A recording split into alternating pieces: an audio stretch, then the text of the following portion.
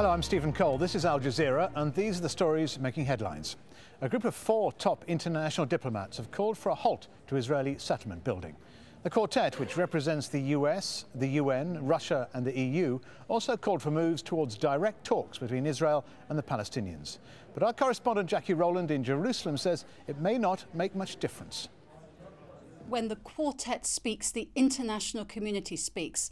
This isn't a unilateral statement from the Europeans or the Russians or the UN or even from the Americans. It is a statement reached in concert between all of those players. Anyone who's anyone was at that meeting in Moscow. The problem is that it does seem to be falling largely on deaf ears. To be honest with you, the Israelis would probably say quartet, schmortet. The only people they're really interested in is the United States. They do listen to the United States.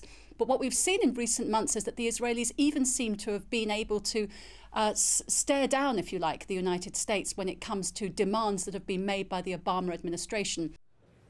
Fishermen are celebrating after a major international conference failed to impose a ban on catching bluefin tuna. Experts say the amount of tuna has fallen by 60% over the past 10 years. The CITES summit in Qatar voted against the move, something which has left the World Wildlife Fund disappointed. If fishing continues on this scale, we're really not looking at very long, at least for the commercial lifespan of this species.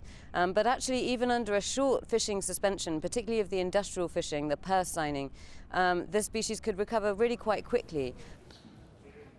Another species protected by CITES is Indonesia's Komodo dragon. There are now only 5,000 of them left in the wild.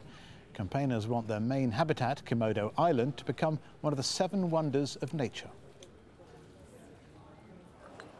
A fifth of Mongolia's men and 5% of women are addicted to vodka. That's according to the World Health Organization. The Soviet Union is being blamed for introducing vodka to the country. Now, councillors say half of all domestic violence is related to alcohol. You can find all the latest on all those stories and more at aljazeera.net/English.